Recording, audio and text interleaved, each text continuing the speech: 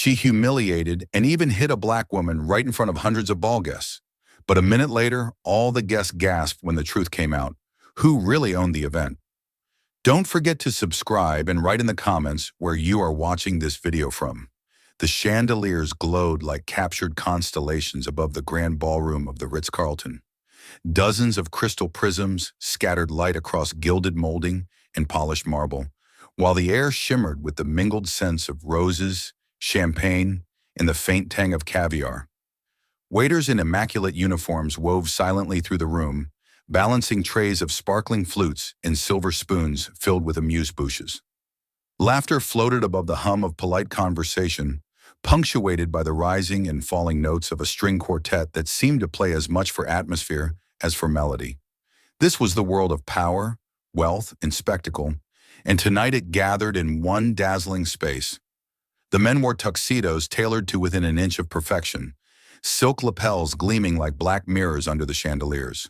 Their cufflinks flashed when they gestured, their conversation a current of mergers, acquisitions, and political promises delivered with toothy smiles.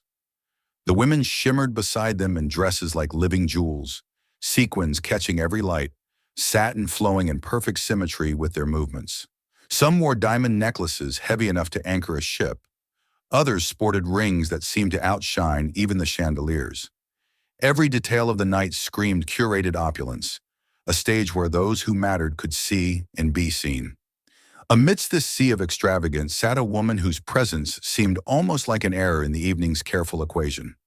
She was seated near the back of the ballroom, her posture upright but unassuming, her hands folded lightly in her lap. Her dress was not Valentino or Dior, but a simple navy gown, well cut but modest, the sort of garment that might pass unnoticed in any other setting. Around her neck rested a small silver pendant, its luster dulled with age but polished with care. It was a piece of jewelry that carried memory, not status, a token far more precious to her than any diamond necklace displayed across the room. Her skin was warm brown, her features calm, her eyes observant. She did not fidget or shift uncomfortably in her chair, though she was keenly aware of the sideways glances directed toward her. People whispered in voices they thought discreet, their curiosity sharpened by her refusal to decorate herself in the obvious signals of wealth. She neither waved nor beckoned anyone to her table. Instead, she watched. Every movement in the ballroom seemed to pass before her eyes, the way a senator's smile tightened when a donor looked away, the way a famous actress tilted her chin so photographers could capture her best angle, the way a rival CEO subtly scanned the room for weaknesses as if he were still sitting at a boardroom table. The woman in the navy dress, whose name was Naomi Clark, had learned long ago that stillness was power in itself. People underestimated those who did not clamor for attention, and she had spent much of her life using that blindness to her advantage. Still, tonight she felt the familiar prickle of unease that came whenever she entered such gatherings. Though her name was not yet widely recognized among the glittering guests, her influence ran deeper than most realize. She had quietly built fortunes in technology startups and community housing projects, investing not only her money, but her principles. It was her decision to support tonight's charity that had made this evening possible, though not a soul in the ballroom seemed to suspect it. The quartet reached the end of a piece, bowing gracefully, and applause rippled politely before the guests returned to their conversations. Naomi's eyes drifted to the massive floral arrangements near the stage. Dozens of white orchids spilled over their vases, each bloom more perfect than the last. She thought of her grandmother, who had grown violets on a windowsill in a cramped apartment, and the contrast made her lips press into the faintest of smiles. She could still hear her grandmother's voice, soft but firm. Dignity was not for sale, and worth was not stitched into the seams of a dress. The smile did not go unnoticed.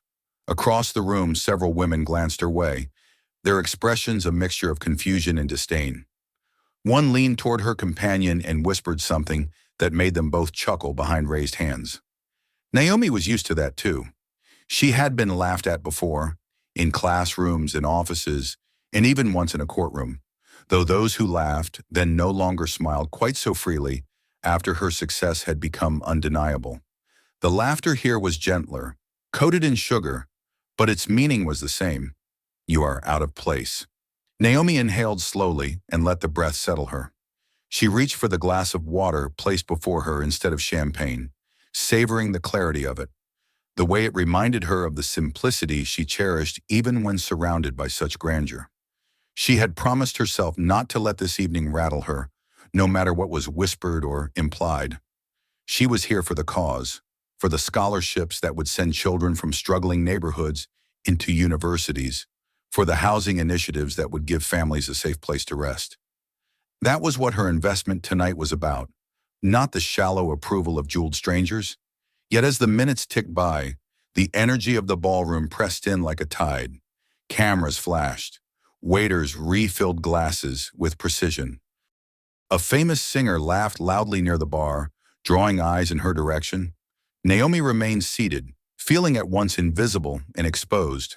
She could sense that someone's gaze lingered too long, not with admiration, but with calculation, and she braced herself. Nights like these had a way of turning observation into confrontation. "Look at her," a voice whispered near the buffet, sharp and deliberate enough for Naomi to hear. She did not turn her head, though the words slid across her skin like cold rain. "How did she even get in here? That dress looks like it cost $50. Another laugh followed, brittle and dismissive. Naomi's fingers tightened briefly around the stem of her glass, but she kept her eyes forward, her posture serene. The music swelled again, the orchestra beginning a new piece, but the undercurrent of judgment in the room seemed to thrum louder than the violins. Naomi knew this world loved spectacle, loved the drama of an outsider who didn't quite fit their pattern. She had seen it happen before, a guest mocked for arriving without jewels, another excluded from a table because her name carried no political weight. And always the crowd responded the same way. Averted eyes, nervous laughter, complicity through silence. She wondered, as she often did, whether these people had ever known what it was to be hungry, whether they had ever walked into a store and counted coins to see if bread and milk could both be bought, whether they had ever seen a landlord sneer at their mother because rent was late again. Likely not, yet they laughed at a dress, at a necklace, at anything that did not glitter like theirs. Naomi had worked for everything she had, every investment, every dollar, and tonight she sat in a ballroom funded by her own generosity. That irony, sharp as glass, steadied her heart. At a nearby table, the woman who had whispered began to rise. Naomi's eyes flicked toward her, only briefly, but enough to catch a glimpse of pale skin, meticulously curled blonde hair, and a dress as white as the orchids spilling over their vases. Diamonds cascaded from her ears like frozen waterfalls, and her heels clicked against the marble as she moved. There was something in her expression, not curiosity, not politeness, but a sharpened blade of contempt that Naomi recognized instantly. The air shifted, as though the entire ballroom had caught the scent of approaching conflict. Conversation slowed, eyes turned. The woman in white adjusted the bracelet on her wrist with the theatricality of someone who knew she was being watched, then began her slow, deliberate walk toward Naomi's table. The crowd seemed to part for her, subtle movements creating a path as though the confrontation were inevitable. Naomi placed her glass back on the table, her hands steady though her pulse quickened. She had promised herself she would not allow pettiness to rattle her, but she also knew that battles sometimes arrived uninvited. And as the woman in white closed the distance between them, heels clicking like a countdown, Naomi understood that tonight's ball was about to shift from spectacle to reckoning. The music carried on, sweet and oblivious, but every eye in the ballroom was now drawn toward the woman in the navy dress and the predator advancing toward her. The night had only just begun, but the first fissures of drama had already cracked the marble silence. And in that moment, though no one else yet realized it, everything was about to change. The music continued as though nothing were amiss, the violin sweeping through a waltz so polished and effortless that it seemed detached from the undercurrent of tension building in the ballroom. But Naomi could feel it in the way the air shifted, in the subtle movement of heads turning, in the way conversations faltered when the blonde woman approached. The heels of her white shoes clicked rhythmically against the marble, each step a declaration of entitlement, each click a reminder that she was used to the floor yielding beneath her. The woman was in her early 40s, though her surgeon's careful work had preserved the illusion of youth in the angles of her cheekbones and the tautness around her eyes. Her hair, curled into immaculate waves, gleamed under the chandeliers, and her lips, painted in a deep crimson, curved into the faintest of smirks. She carried herself like a queen surveying her court, her diamond earrings catching the light with every movement of her head. Around her, whispers began to build. The crowd knew her name, even if Naomi did not. She stopped beside Naomi's table, tilting her head slightly as she looked down at her. The expression in her eyes was not curiosity, but something colder, sharper. It was the look of someone who had already judged and was preparing to deliver a sentence. "Excuse me," the woman said, her voice carrying easily over the music, polished with the brittle courtesy of someone who had never been told no. "I believe you may be in the wrong place." Naomi lifted her gaze to meet hers. Her dark eyes were calm, steady, though her heart thudded a warning beneath her ribs. "I was invited," she replied softly. The woman's smirk widened, a soundless laugh shaking in her throat. She leaned closer, ensuring her words would be audible to those nearby. "Oh, I don't doubt you think you were. But this," she gestured to the glittering expanse of the ballroom, the gowns, the jewels, the carefully groomed wealth. "This isn't the kind of event where anyone can just wander in. There are standards." A ripple of murmurs coursed through the nearby tables. Some guests exchanged glances, others lowered their eyes. Naomi remained still, her posture composed. "I'm quite certain I belong here," she said, her voice even. The blonde woman laughed, this time aloud, the sound brittle as shattered glass. "Belong? Look at you!" Her eyes raked over Naomi's simple navy dress, the modest pendant at her throat, the plain shoes that peeked from beneath the hem of her gown. "That dress looks like it came off a clearance rack at a department store. And those shoes? Darling, even my maid wears better." Naomi's fingers tightened around the stem of her water glass, but she did not raise it. She had endured insults before, but there was something particularly venomous in this woman's tone, something designed not merely to belittle, but to strip away dignity in front of an audience. "I didn't come here to compete in a fashion show," Naomi replied, her voice steady, though she could feel the eyes on her, weighing, judging. "I came here to support the cause." The blonde woman's lips curved into a sneer. "How noble, though I can't imagine what cause would be desperate enough to invite someone like you. Unless, of course, you slip past the door staff. I suppose even the best can make mistakes." The orchestra continued to play, but the volume of voices in the room had dwindled to a murmur. People were watching now, some with thinly veiled amusement, others with discomfort. A few held their phones discreetly at their sides, cameras rolling, hungry for a scene.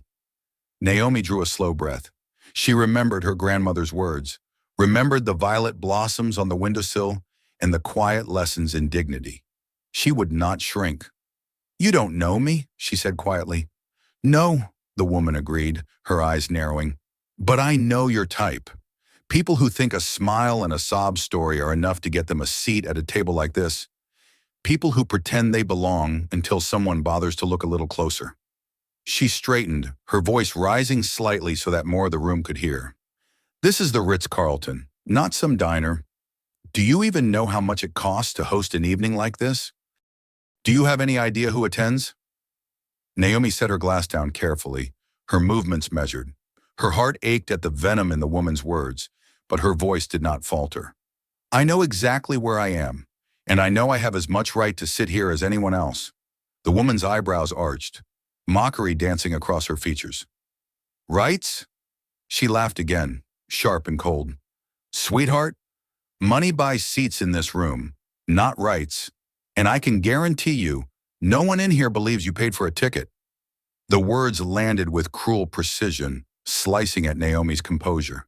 She could feel the weight of the stares pressing in, the silent calculations of strangers deciding which story to believe, the expensive smile of the woman in white, or the quiet dignity of the woman in navy. For a heartbeat, Naomi considered rising, walking away, ending the spectacle. But something deep within her, something forged in years of struggle and survival, anchored her to the chair. She had done nothing wrong. She would not give this woman the satisfaction of seeing her retreat. Her silence seemed to provoke the woman further. She leaned closer, lowering her voice to a theatrical whisper that carried just far enough for others to hear. Do yourself a favor and leave quietly. There's still time to slip out before you embarrass yourself further. Everyone here is watching, and believe me, no one's impressed. Naomi's hands rested calmly on the table, though her pulse throbbed in her ears. She lifted her chin, her eyes meeting the woman's without flinching. I'm not leaving. The woman's face flushed with indignation, her smirk curdling into fury. The music played on, the crowd held its breath, and in the silence between the notes, the seeds of something much larger had been sown. The confrontation had only just begun. The quartet played on, but the notes felt hollow now, swallowed by the thickening silence in the ballroom. It was not the silence of calm, it was the heavy quiet of expectation, the anticipation of an audience sensing a storm about to break. Every polished head turned slightly, every jeweled ear strained to catch the exchange between the two women. What had begun as a whisper of mockery was now becoming the centerpiece of the night. Naomi sat poised in her chair, her back straight, her hands resting calmly on the table, though inside her chest her heart pounded a steady drum. She knew the dynamic all too well. The wealthy elite thrived on spectacle, and in gatherings like this, humiliation was entertainment. She could feel them circling, invisible but undeniable, waiting to see whether she would crumble, waiting for the next cutting line from the woman in white. The blonde woman, whose name Naomi had not yet learned but whose power in the room was obvious, sensed her audience and played to it. She shifted slightly so that her voice carried further, her eyes sweeping over the tables nearby before returning to Naomi with the precision of a predator locking onto prey. Do you really think, she said, each word deliberate, sharp, that just by sitting here quietly, you'll be accepted? That anyone in this room will mistake you for one of us? Look around, dear. Do you see anyone else dressed like you? Do you see anyone else who looks like they just wandered in off the street? A ripple of nervous laughter passed through a cluster of women at the next table. A man coughed awkwardly into his champagne, avoiding Naomi's gaze. The cruelty was not subtle anymore. It was loud, a performance. And like all performances in such spaces, the audience played its role. Complicit silence, uneasy amusement, passive observation. Naomi swallowed hard, the sting of humiliation pressing at her throat, but she did not lower her eyes. I see people, she replied softly, her voice calm though her pulse hammered. Different clothes, different jewels, different smiles, but still people. Echo, the woman's smile widened, brittle and venomous. People? She repeated, laughter dancing in her tone. Sweetheart, this isn't about people. This is about class, and clearly you're in the wrong one. Her words cut through the room, and the orchestra's music suddenly felt mocking in its elegance. Naomi caught fragments of whispers. Who invited her? Maybe she's someone's assistant. She should leave before it gets worse. She heard them all, each one pressing like weight against her chest. Yet she stayed, rooted by something stronger than fear, though her hands trembled slightly under the table where no one could see. The woman stepped closer, her diamond bracelet glinting as she leaned down. Her voice dropped into a stage whisper, one calculated to carry just far enough. Let me explain this simply. This isn't a soup kitchen or a church gathering. This is the Ritz-Carlton. It costs more to decorate these tables than your entire wardrobe. You don't belong here. You never will. Naomi's throat tightened, the words pulling her backward into memory. She was a girl again in Detroit, 12 years old, standing in the corner of a store, while the clerk followed her mother through the aisles, accusing her of planning to steal. She was 15, told by a teacher that her dreams of university were unrealistic for someone like you. She was 21, waiting tables at a diner, smiled at by men who never remembered her face, only the color of her skin and the price of their meal. And now she was here, in a ballroom where a woman in white spoke those same words with polished cruelty. Naomi inhaled slowly and steadied herself. Her grandmother's voice whispered again in her memory. Dignity is not given, it is kept. She straightened slightly in her chair, her gaze unwavering. "I was invited," she said again, her voice firm now. "And I am staying." The blonde woman's expression hardened, the mocking amusement draining away. The refusal stung. She was used to obedience, to compliance, to people folding under her glare. Naomi's calm defiance was something she could not tolerate. Her lips curled back, her voice rising just enough to be heard clearly across the room. Invited? By whom? By mistake, perhaps. By someone who didn't realize what they were bringing into this ballroom. She let the implication hang, poisonous and unmistakable. There are circles, darling, and no matter how much you want it, you will never be part of this one. Gas rippled faintly across the room. It was not the content of the words. Most of the audience already thought them, but the shamelessness with which she voiced them. Naomi felt her cheeks burn, a heat that had nothing to do with the lighting above her. A man near the back shifted in his chair, clearly uncomfortable. For a moment, Naomi thought he might speak, but he lowered his gaze again, returning to his drink. No one else moved. No one stepped forward. The woman pressed closer still, her perfume sharp and suffocating. "If you have any sense," she murmured, "you'll get up, leave quietly, and spare yourself further embarrassment. Because if you don't, I'll make sure everyone in this room knows exactly what you are." Naomi's breath caught in her chest. The words were not merely an insult. They were a threat, a promise of complete social destruction. She sat frozen for a moment, every instinct screaming at her to flee. But beneath the fear was something else, a core of iron, forged in years of enduring and surviving. Slowly, deliberately, she lifted her eyes to meet the woman's. Her voice, when it came, was quiet but steady. "I'm not leaving." The woman's face flushed, her fury unmistakable now. She straightened sharply, her movements jerky with rage, and raised her voice so that half the ballroom could hear. "Do you know who I am?" she demanded, her tone shrill with indignation. "Do you have any idea who you're speaking to?" The entire room froze. Forks hovered midair, glasses paused at lips, every head turned fully now to watch. The air was electric, thick with the kind of anticipation that thrives on cruelty. The spectacle had begun, and the audience was hungry. Naomi sat still, her heart thundering, but her resolve unbroken. The storm was here, and she would not run.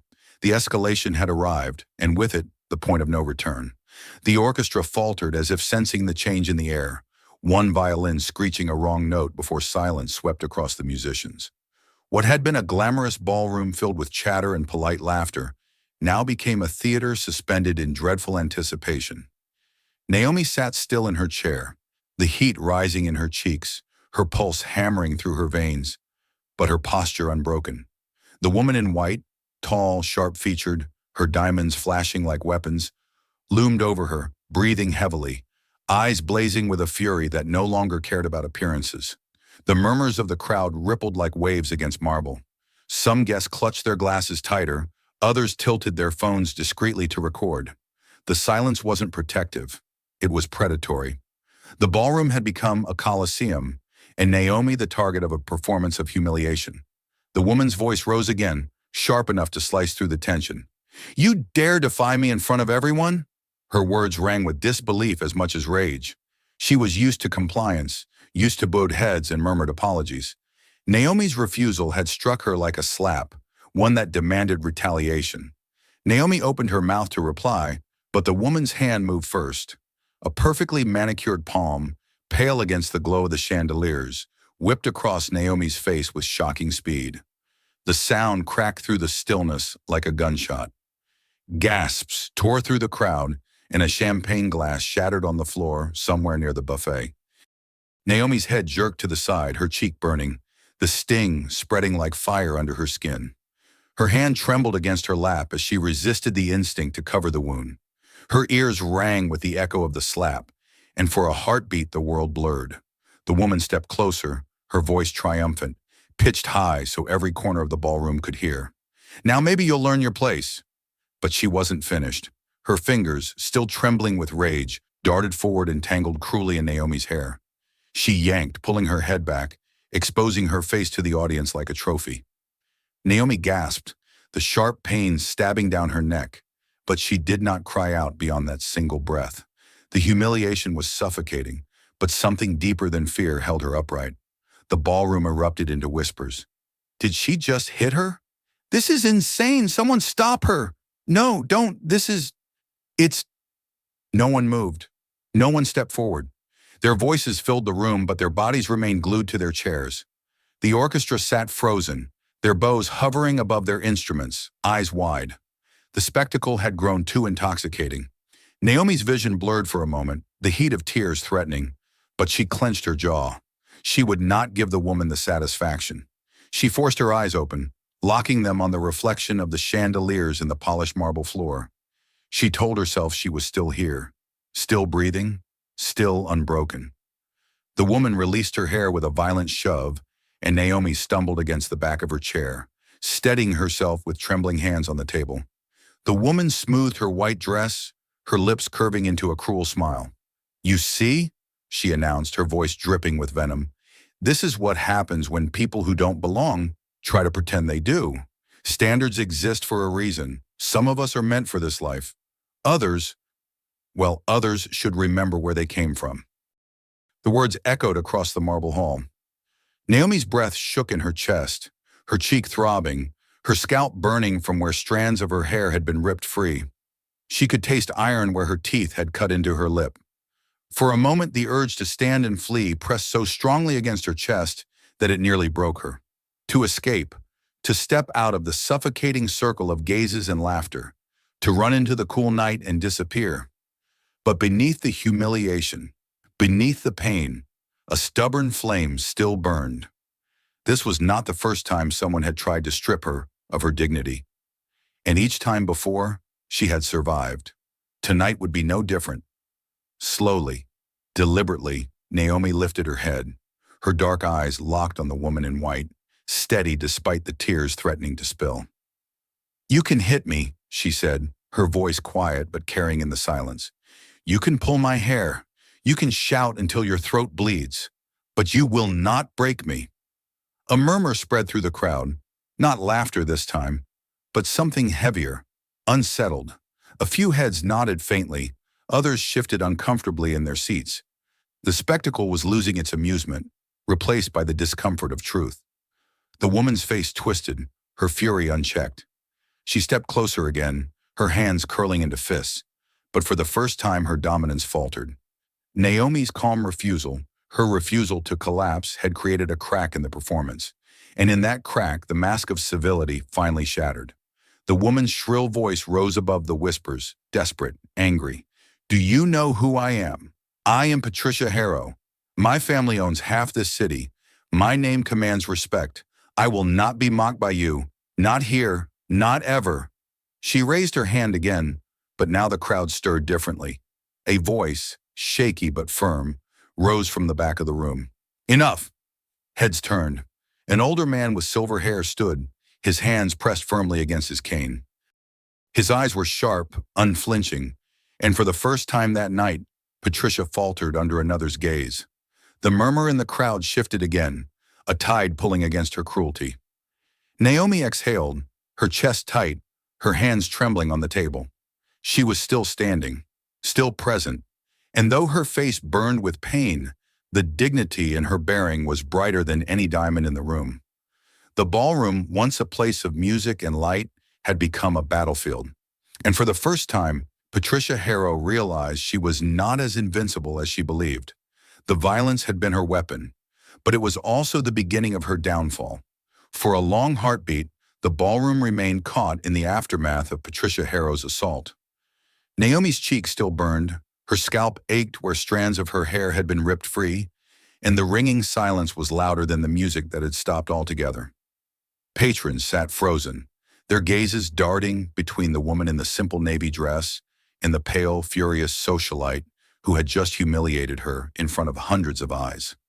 The scene had become a grotesque theater, the audience uncertain whether to laugh, to gasp, or to intervene. Naomi's breathing was slow but deliberate. Each inhale reminded her she was still here, still upright, still herself. Her dignity had been bloodied but not destroyed, and she refused to let Patricia's violence define her. Yet before she could speak again, before Patricia could mount another assault, the evening shifted in a way no one had expected. At the front of the ballroom, the event's master of ceremonies stepped nervously onto the stage, clutching a small envelope in his hand. He was a tall man with carefully combed hair, the kind of professional host who had seen every variety of gala and fundraiser, but even he looked rattled, his face pale as he tapped the microphone. The shrill feedback snapped the attention of the guests toward him, breaking the thick silence with an awkward jolt. "Ladies and gentlemen," his voice trembled slightly before he steadied it with practiced professionalism, "if I could have your attention, please." The murmur in the crowd quieted, though Patricia's breathing remained sharp, audible to those nearest her. Naomi straightened in her chair, her hand brushing against her pendant as though grounding herself in memory. She had no idea what the host was about to say, but she felt the weight of change hovering in the air, like a storm about to break. The host smiled, though it was strained, his eyes flicking nervously across the audience. "Before we continue with the evening's program, it is my honor to introduce the individual without whom tonight's gathering would not have been possible. The lead investor, whose vision and generosity have funded not only this gala, but also the initiative it represents. A woman of profound conviction and grace." A hush fell over the room. All heads turned toward the stage, waiting for a familiar name. One of the usual benefactors, perhaps a well-known heiress or philanthropist. Patricia herself tilted her chin, as though expecting her own name to be called.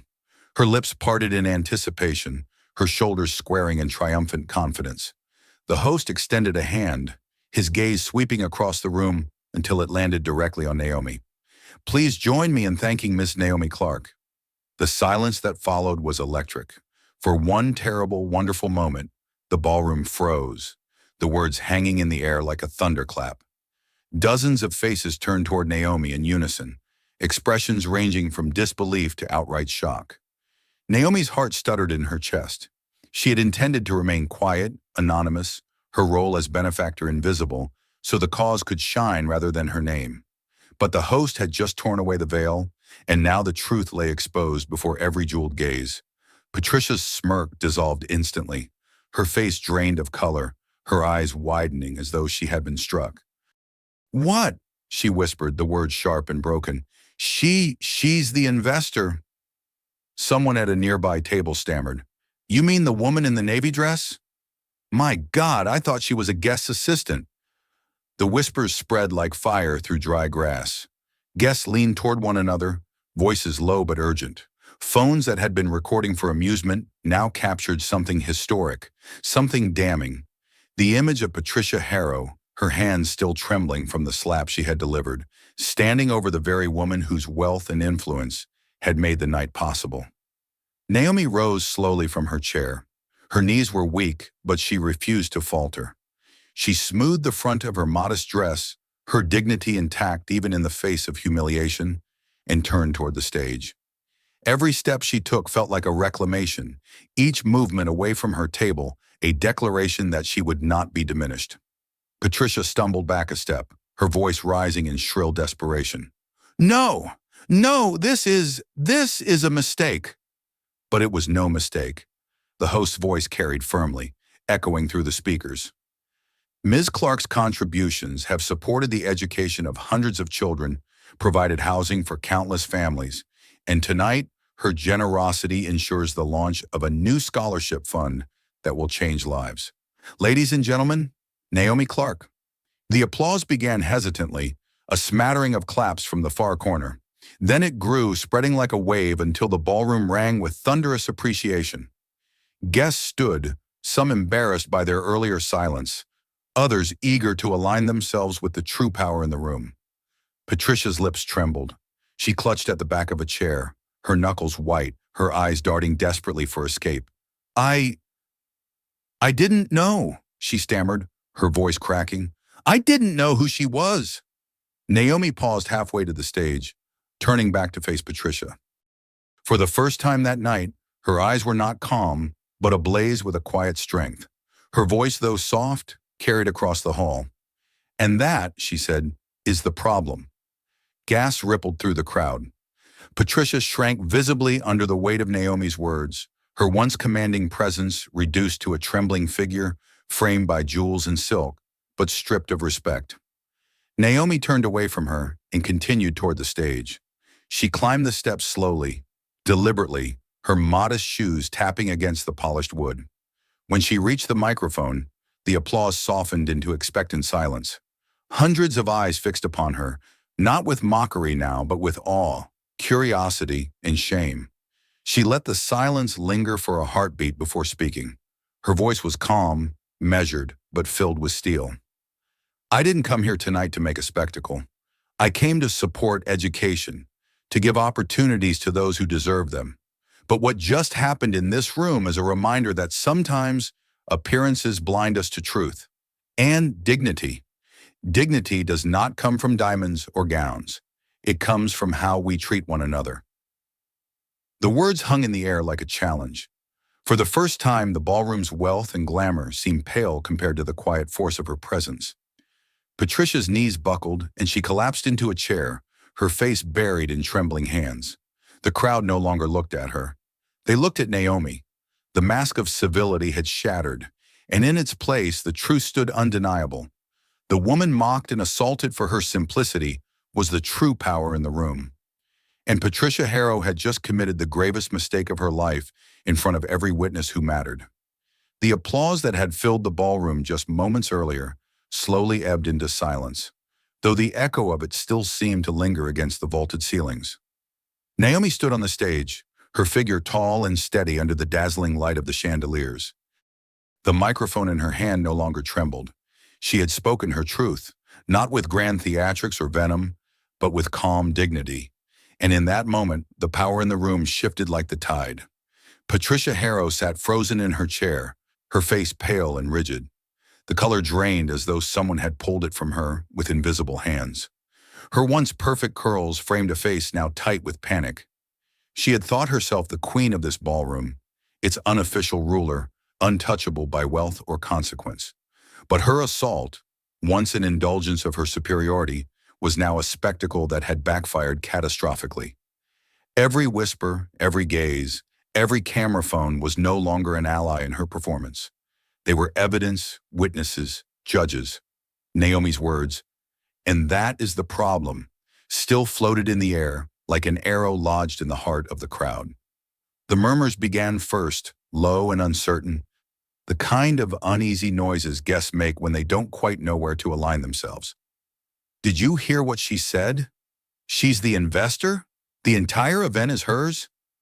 God, and Patricia slapped her." Others whispered more harshly, their words laced with disdain, but not for Naomi anymore. "She's ruined herself. I knew Patricia was cruel, but this? In public? She just destroyed her family's name." Patricia's head snapped toward the nearest table. No, that's not true," she blurted, her voice shrill with desperation. "I didn't know who she was. How could I have known?" The woman beside her, once her close confidant and gossip partner, recoiled slightly, shifting her chair away. Her jeweled hand clutched her champagne flute, and her eyes avoided Patricia's. Across the room, a man who had often been seen at Patricia's charity luncheons rose quietly and left through the side door, unwilling to be associated with her downfall. Naomi remained silent for a moment, watching from the stage as Patricia's carefully constructed social kingdom began to crumble around her. She could see the subtle movements, people leaning away, shoulders stiffening, eyes sliding past her as though she were no longer worthy of acknowledgement. In this world, isolation was more damning than insult, and Patricia was being exiled in real time. Still, Patricia tried to salvage her power. She stood abruptly, her chair screeching against the marble, and pointed a trembling finger toward Naomi. "This is a setup," she cried. "You're all being manipulated. She's pretending to be something she's not. You don't know her like I do." The words rang hollow, desperate, and the crowd did not buy them. A young man near the back, his voice carrying with unexpected boldness, shouted, "We all saw what you did." His words were met with murmurs of agreement. Another woman, older, her face stern, added, "And we heard what you said." Patricia's composure cracked. She pressed a hand to her forehead, her diamonds flashing under the lights. but they no longer seemed like jewels. They looked like chains, heavy and mocking. "Please," she whispered, though to whom it was not clear. "You don't understand." Naomi stepped closer to the microphone again, her voice quiet but strong. "We understand more than you think. We saw a woman attack another because she thought she was powerless. We saw wealth and arrogance wielded like a weapon, and we saw the truth when that mask slipped." Gasps punctuated her words. Several guests nodded openly now, murmuring their agreement, while others raised their phones higher to capture every word. Naomi could feel the crowd's energy shifting fully to her side. Patricia's lips trembled as she tried once more to assert herself. "My family, my husband, we build everything here. We support the businesses you all depend on. Without us, half this city would crumble." Whoa, but her words, once heavy with influence, now sounded brittle. The audience did not lean toward her anymore. They leaned away. Naomi left the microphone for a moment, descending the stage steps with slow, steady grace. The room seemed to hold its breath as she crossed the marble floor, the hem of her navy dress swaying softly with each step. She stopped in front of Patricia, who stood trembling, still clutching the chair for balance.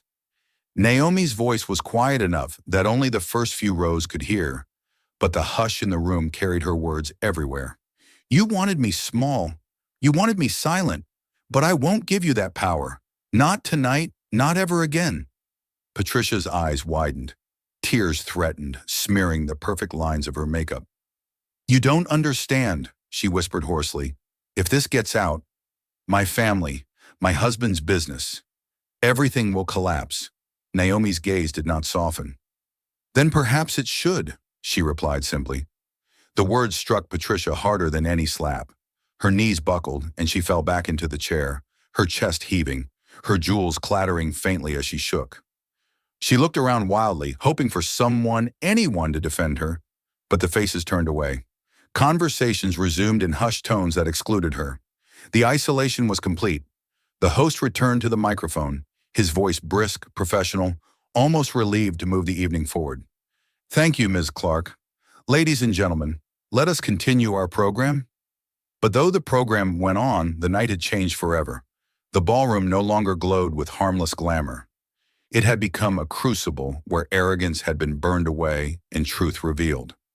Naomi returned to her table, her movements deliberate, each step a reminder of the strength she carried.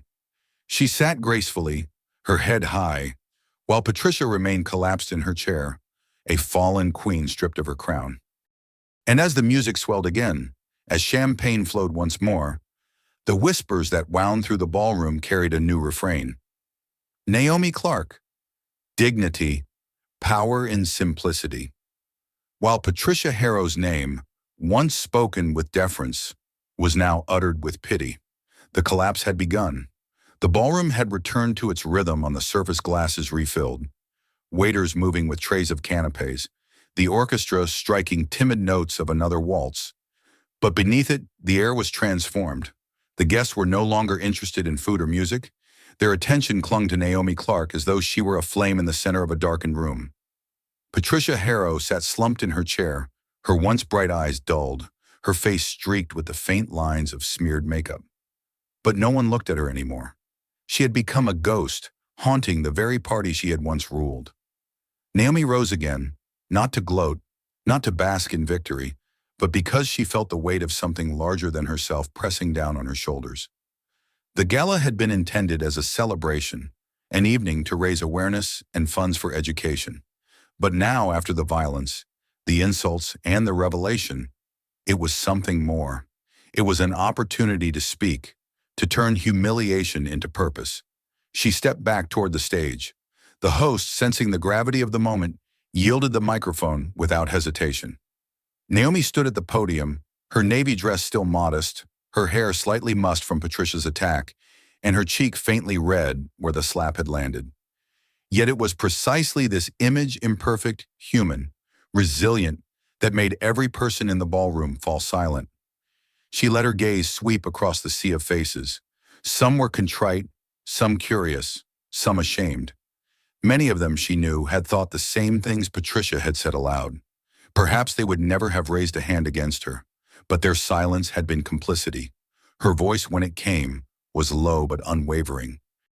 I came here tonight because I believe in something simple, that every child deserves the chance to learn, to dream, to build a life beyond what the world tells them they're worth. This evening was never about dresses or jewels. It was about dignity, about opportunity, about seeing people for who they are, not what they wear. The room held its breath. No one shifted, no glasses clinked. Even the waiters froze in place. Naomi's words landed with the gravity of truth, each syllable a mirror reflecting the hypocrisy of the society around her. I was told I didn't belong here, she continued, her eyes moving across the crowd. I was judged because my dress isn't designer, because my shoes don't sparkle, because I chose to show up as myself rather than a performance. But let me ask you, if I were a single mother who had saved for months to attend this night, would that make me any less worthy of respect? If I were a teacher in plain clothes, would my voice matter less than yours? A murmur ran through the audience. Not dissent, but unease. People shifted in their seats, some staring down at their glasses, others glancing toward their companions with guilty eyes. Naomi pressed on, her tone steady but gaining force. Worth does not come from wealth. Dignity is not measured by silk or diamonds. It comes from how we treat one another, from the choice to see humanity where others see only appearances. Tonight, someone decided I was unworthy. She judged me, insulted me, and struck me because she thought no one would defend me. And many of you watched, silent. Patricia whimpered faintly in her chair, but Naomi did not look at her. She wasn't speaking to her anymore. She was speaking to all of them. But silence, Naomi said, is as loud as cruelty. Silence tells the world that arrogance is acceptable, that cruelty has no consequence, that dignity can be stripped away with a slap and a laugh. I want you to ask yourselves, is that the world you want to live in? The tension broke when a man near the back stood, his voice carrying strong. No! His declaration cut through the room, followed by another voice, then another. Soon several people rose to their feet, their applause beginning slowly but building, swelling into a thunderous ovation that filled the hall. Naomi's throat tightened, but she did not let tears fall. She was not here to weep. She was here to stand. She raised her hand slightly and the applause subsided, though the energy remained electric. Then let tonight be a reminder, she said softly, that what we applaud, what we tolerate, what we excuse, that is what we become. If you value dignity, then live it. If you believe in worth, then honor it in every person you meet, whether they wear diamonds or denim. The ovation came again, louder, more sustained, rolling through the ballroom until the chandeliers trembled with the sound. Patricia, small and broken in her chair, covered her ears, her face crumpled in despair. She had been the queen of this room, but now she was in exile, drowned by the applause for the woman she had tried to destroy. Naomi stepped back from the microphone, her voice having left an indelible mark on every ear, every heart. She had not only defended herself, she had taught them a lesson they could never unhear. In the shimmering light of the chandeliers, surrounded by applause that was finally sincere, Naomi Clark stood not as a victim, not even as an investor, but as a woman who had transformed humiliation into strength. And as she left the stage, heads turned to follow her, not with judgment now, but with admiration and respect. The ballroom, once a stage for cruelty, had become a classroom, and Naomi had taught them the meaning of dignity. The applause that had thundered through the ballroom only moments earlier still echoed faintly against the gilded walls, but now it was followed by whispers, low, sharp, relentless. Patricia Harrow, once the centerpiece of every gala and charity luncheon, sat hunched in her chair like a figure carved out of stone. Her white gown, pristine only an hour ago, now looked brittle and cheap beneath the glow of the chandeliers. Her hand still trembled on the armrest, diamonds clinking faintly as if mocking her. Naomi had returned to her table, seated gracefully despite the mark still faint on her cheek. The room's attention, once so eager to devour her humiliation, now rested on her with admiration. Patricia could feel it. The eyes that once followed her with envy now slid past her with disdain, some with outright disgust. It began quietly. Two men at a nearby table leaned toward one another, their whispers carrying farther than they realized. "She's finished. After tonight, no one will touch her name again." Patricia whipped her head toward them, her mouth opening to retort, but the men simply looked past her as though she were already irrelevant. The humiliation was sharper than any insult. Then came the retreat. A woman with a glittering tiara and a silk shawl, once one of Patricia's closest allies, rose gracefully and crossed the room, not toward Patricia, but toward Naomi. She leaned down, took Naomi's hand, and kissed it softly, whispering words that made Naomi's lips curve with polite gratitude. Others followed. One by one, figures who had once orbited Patricia's glow now shifted their allegiance to Naomi. Some brought words of apology, others spoke of admiration, but all of them turned their backs on the woman who had ruled their circle for so long.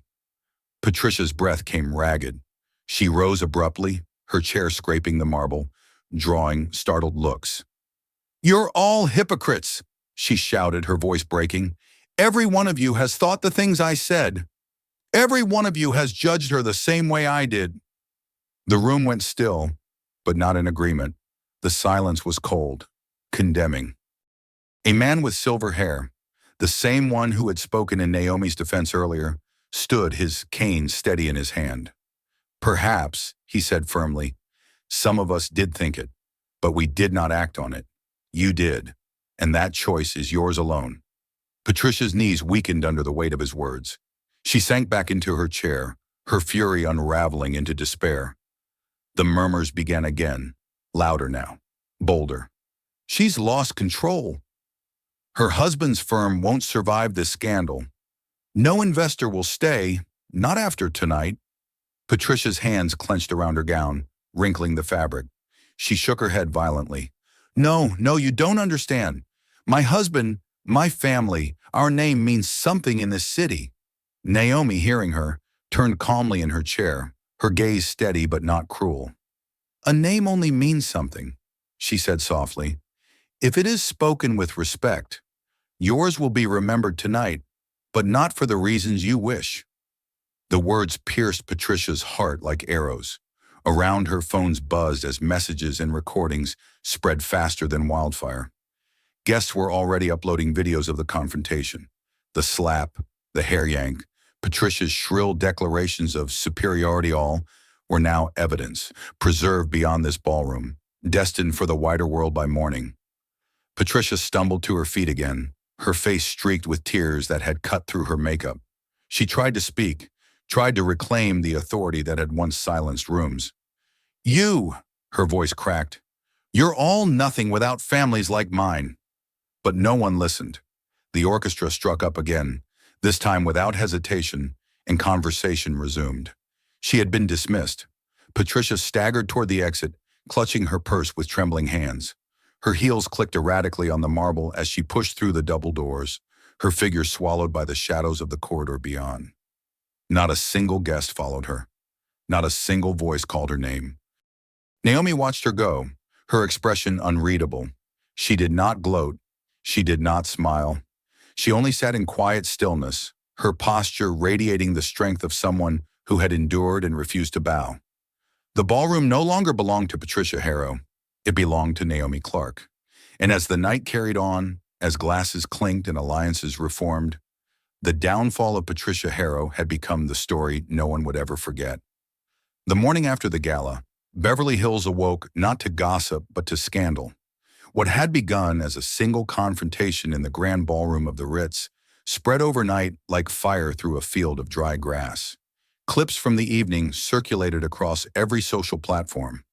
Patricia Harrow's shrill voice, her hand striking Naomi's cheek, the vicious yank of hair, the contemptuous declarations of superiority. Each video carried captions: "Investor slapped at gala," "Socialite attacks host of the evening," "Naomi Clark speaks on dignity." By dawn, hashtags trended worldwide. Millions who had never heard of Patricia Harrow or Naomi Clark now watched the scene on repeat, dissecting every word, every gesture. Some condemned the silence of the wealthy guests who had allowed the humiliation to unfold. Others praised Naomi's calm defiance in her speech on dignity. The story had outgrown the ballroom. It was now the world's. Patricia woke to chaos. Her phone buzzed relentlessly, messages pouring in, not of sympathy, but of outrage. Her name, once synonymous with exclusivity and power, was now linked to violence and prejudice. Overnight, invitations to upcoming galas and board meetings were withdrawn. Partners distanced themselves with carefully worded statements. By noon, reporters swarmed outside her gated home, their cameras waiting to capture the face of the fallen queen. Her husband, Gregory Harrow, stormed through the halls, his voice hoarse with fury. "Do you realize what you've done? We had a contract with Nexus Innovations, $200 million. Gone. Naomi Clark's husband is Adrian Clark, and now they'll never work with us. Investors are fleeing Patricia. Our stock dropped 12% in an hour." Patricia collapsed on a velvet chaise, her hands gripping her temples.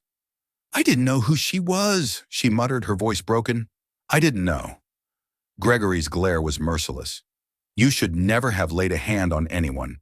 You humiliated us. Do you think her identity matters now? The whole world saw what you did." He slammed the door as he left, leaving her in the cavernous silence of a house that suddenly felt too large, too empty. Meanwhile, Naomi sat in her kitchen, the morning light spilling across the counter where her coffee grew cold. Adrian scrolled through headlines, his jaw tightening at every new article. "They're calling you the face of dignity," he said, half proud, half wary. "People are already asking for interviews, speeches, partnerships." Naomi shook her head slowly. "That's not why I spoke." Her voice was calm but weighted. "I didn't want a movement. I only wanted to stand my ground." Adrian reached across the table, taking her hand gently. "Sometimes standing your ground is exactly what the world needs to see." Naomi's phone buzzed again, this time with a message from the literacy center she had long supported. "We saw the videos. Enrollment requests have doubled overnight. People want to help. They want to donate." Tears pricked her eyes, not from sorrow, but from the realization that something good might grow from a night of humiliation. But not everyone who called did so with admiration. Old acquaintances reached out, some offering apologies, others trying to tether themselves to her newfound spotlight. And beneath the flood of praise were currents of bitterness, anonymous comments insisting she was opportunistic, that she had orchestrated the entire evening for attention. Patricia's poison still lingered in whispers. Later that afternoon, Naomi and Adrian drove quietly through Beverly Hills. Billboards that once carried advertisements for Harrow Properties now seemed hollow, as though marked for erasure. At the firm's downtown office, cameras crowded the entrance. A reporter shouted, "Mrs. Harrow, will you be resigning from the charity boards?" But Patricia's figure never appeared. Inside the car, Naomi sat still, her gaze steady on the horizon. "She thought she could break me because she had a name," she murmured. "But names fade. What lasts is what we build for others." Adrian glanced at her with pride. "And last night, you built something greater than any company. You built trust." By evening, the consequences crystallized. 3 major foundations publicly severed ties with Patricia Harrow. Luxury boutiques quietly removed her from their client lists. Even the charity she had once chaired announced Naomi Clark as its new honorary patron. Patricia, watching the announcements from her living room, felt her world contract around her. Her phone no longer buzzed with invitations, but with silence. Friends who had once filled her weekends now posted photos with Naomi, their captions praising her courage. The fall was swift and merciless. Naomi, however, did not celebrate. That night, as she walked through her garden, she reflected on the paradox of it all. She had never sought revenge, only respect. But dignity had its own power, and the world, hungry for authenticity, had chosen to amplify her voice. She thought of the children in Detroit, of the girls who would see her face on the news and know that silence could be broken.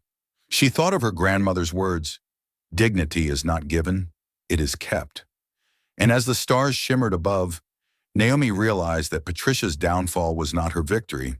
Her victory was the chance to turn pain into purpose, humiliation into hope. In the end, the world had watched Patricia Harrow fall. But more importantly, it had watched Naomi Clark rise.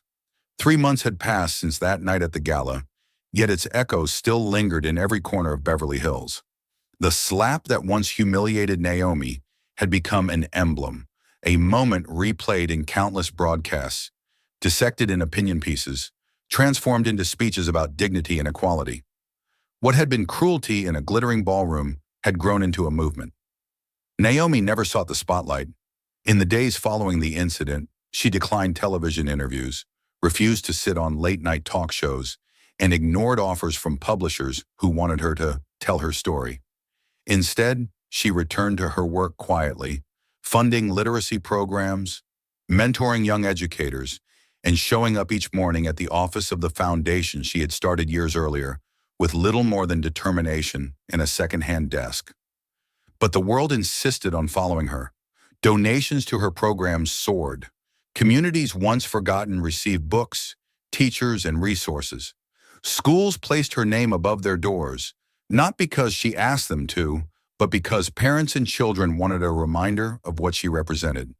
Wherever Naomi walked, she carried with her the memory of that night, not as shame, but as a testament that dignity, even under attack, could change lives. Patricia Harrow's life had been shattered in contrast. The woman who had once floated through soirée like royalty now lived behind drawn curtains, paparazzi circling her estate like vultures. Gregory Harrow's company collapsed under the weight of lost contracts and abandoned partnerships. Their mansion, once filled with glittering parties, was soon on the market, its marble floors and chandeliers stripped of purpose. Patricia herself became a recluse. The charity boards forced her resignation, boutiques erased her from their lists, and her so-called friends disappeared. For months she lived in silence, consumed by bitterness, convinced she had been the victim of some elaborate conspiracy. Yet as weeks turned to months, that anger decayed into something else. It was in a community center downtown, far from Beverly Hills, that Patricia's transformation began. The court, unwilling to let her escape responsibility, had ordered community service. She arrived the first day in dark glasses, a scarf hiding her face, trembling with humiliation as she signed in at the desk. Her task was simple: help children with their after-school reading program. At first, she was dismissive. She sat stiffly, offering clipped instructions, her eyes darting toward the clock. But then one little girl tugged on her sleeve and asked her to explain a word she couldn't pronounce. The child's eyes were wide, her face lit with both frustration and hope. Patricia hesitated, then leaned closer, her voice softening as she sounded out the syllables. The girl's smile when she finally read the word aloud struck Patricia harder than any reprimand ever had. By the third week, Patricia no longer wore sunglasses. By the fifth, she arrived early. And by the sixth, she stayed late, helping clean up, laughing at the children's jokes, her sharp edges dulled by something she had not felt in years' purpose. Word of her service spread quietly. It was Naomi herself who received the first report. Patricia Harrow had not only completed her hours, but had begun volunteering beyond them. Naomi read the message in silence, her expression unreadable. Adrian, standing beside her, asked, "Do you believe it's real?" Naomi closed her eyes for a moment, then replied, "Sometimes people only find themselves when they lose everything else." Spring came. The air in Beverly Hills softened, the nights warm with jasmine. Naomi was invited to speak again, not in a ballroom filled with diamonds, but in a modest auditorium packed with teachers, parents, and students. She stood at the podium in another simple dress, looking out at faces eager for hope. "Dignity," she told them, "isn't a lesson taught in schools. It's taught in how we treat each other. It's taught when we choose to see worth in those the world ignores. It's taught in silence, in small acts, in the refusal to look away when someone is being diminished." Her words brought tears, and when she left the stage, applause followed her into the night. Later that evening, as she walked with Adrian through their garden, she paused beneath the blooming magnolia tree. "Do you think she's changed?" Naomi asked quietly. Adrian understood the question. He thought of Patricia, of the headlines, of the stories whispered now of her time at the community center. "I think," he said carefully, "that people can change if they choose to, but redemption isn't a gift. It's a work." Naomi smiled faintly. "Then perhaps that's her legacy. And mine is to make sure no one ever forgets the lesson. Months later, at a literacy fundraiser, Naomi saw Patricia again. She was thinner, her once expensive wardrobe replaced with modest clothes. When their eyes met, Patricia lowered her head, then slowly approached. "Ms. Clark," she whispered, her voice stripped of arrogance, I came to thank you, not for mercy, but for forcing me to see myself. Those children, they've given me something I didn't know I was missing. I don't expect forgiveness, but I wanted you to know." Naomi studied her for a long moment, then nodded gently. "Then make sure their lives are better because of you. That will be thanks enough." The evening carried on, filled with laughter, music, and promises of change.